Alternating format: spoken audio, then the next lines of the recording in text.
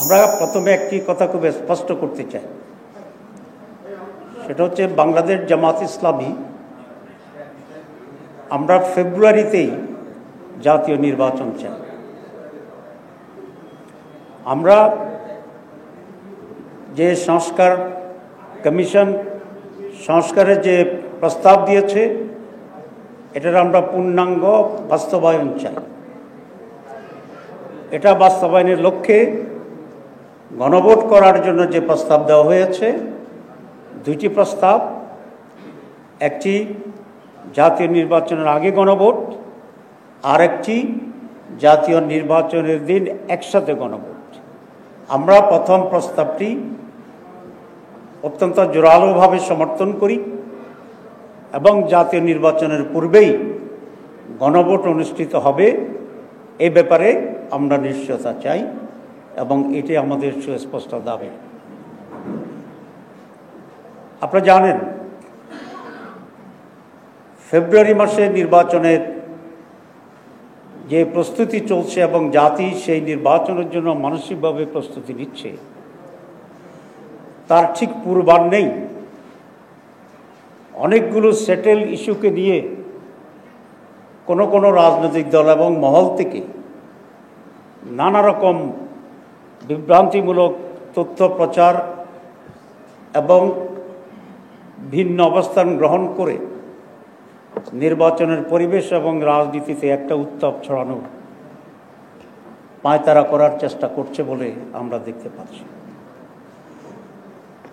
এবং নির্বাচনের অংশগ্রহণ নিয়ে নানাভাবে ফেসবুকে আংশিক বক্তব্য তুলে অথবা নিজেদের মন গড়া বক্তব্য রেখে জামাত ইসলামী ফেব্রুয়ারিতে নির্বাচনে যেতে চায় কিনা এরকম সংশয় তৈরি করার চেষ্টা করছে।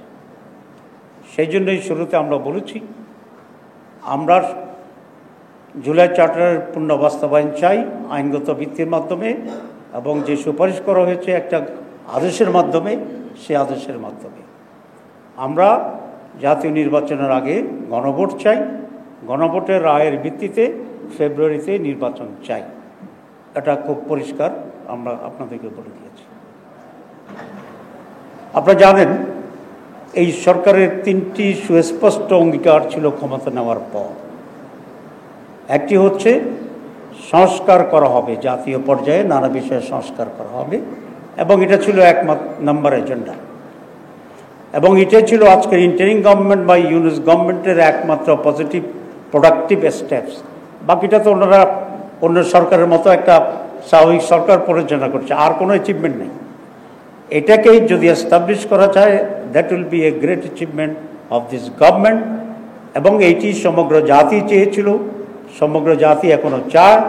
কারণ এই সংস্কারের প্রস্তাবনায় যেগুলো আছে তার মাধ্যমে এদেশে অনেকগুলো রাজনৈতিক প্রশাসনিক গুণগত পরিবর্তন সূচিত হবে। একটি নতুন এরা, নিউ বাংলাদেশ যে আমরা বলছি, নতুন যুগের সূচনার যে কথা বলছি, সেই নতুন যুগ এবং নতুন বাংলাদেশ তৈরি হবে ইনশাআল্লাহ।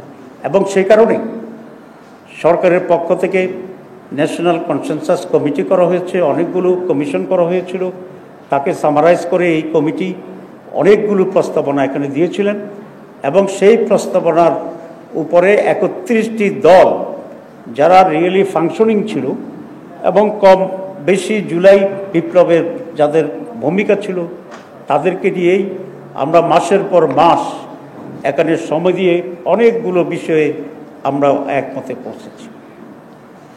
এখানে একটা পয়েন্ট আপনাদের ক্লিয়ার করতে চাই। কোনো পত্রিকায় দেখলাম কোনো দলের নেতারা বলছে যে একটি দলের এজেন্ডা বাস্তবায়ন করেছে এই কমিশন। এটা একেবারেই আমি বলবো যে এটার সাথে বাস্তবতার কোনো সম্পর্ক নেই। কারণ হচ্ছে আপনারা অনেকেই কনসেনসাস কমিটির মিটিংও ছিলেন না, আমি একজনকে এখানে দেখছি।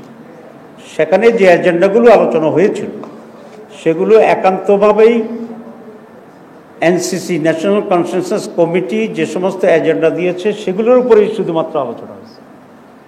এখানে কোনো দলের কোনো এজেন্ডা ছিল না, কোনো দলের কোনো প্রস্তাবনাকেই তারা এজেন্ডা হিসেবে গ্রহণ করেনি।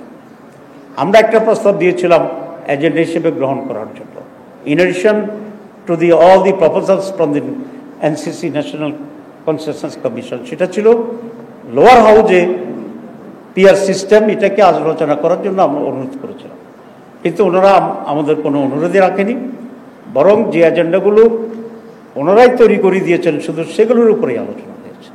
সুতরাং এখানে কোনো দলের পক্ষে বিপক্ষে কোনো এজেন্ডা গ্রহণ করা বর্জন করার কোনো সুযোগ এখানে ছিল না। পরিষ্কার কথাবার্তা। আমরা অনেক পয়েন্ট আলোচনা করেছি, আলোচনাটা তো বারবার হচ্ছে, এই জন্যই অনেকগুলো পয়েন্টে আমাদের প্রাথমিক দ্বিমত ছিল, আমরা অনেকটা একমতে আসছি। ডাইভার্সিফিকেশন ছিল, আমরা ইউনিফিকেশনের দিকে চেষ্টা করেছি। চিন্তার অনৈক্য ছিল, একসাথে আমরা অফিসিয়ালি আনঅফিসিয়ালি করার চেষ্টা করছি, করে কয়েক মাস পরে কতগুলো পয়েন্টসের উপরে ঐকমত্য কমিশন সেখানে সিদ্ধান্ত দিয়েছে।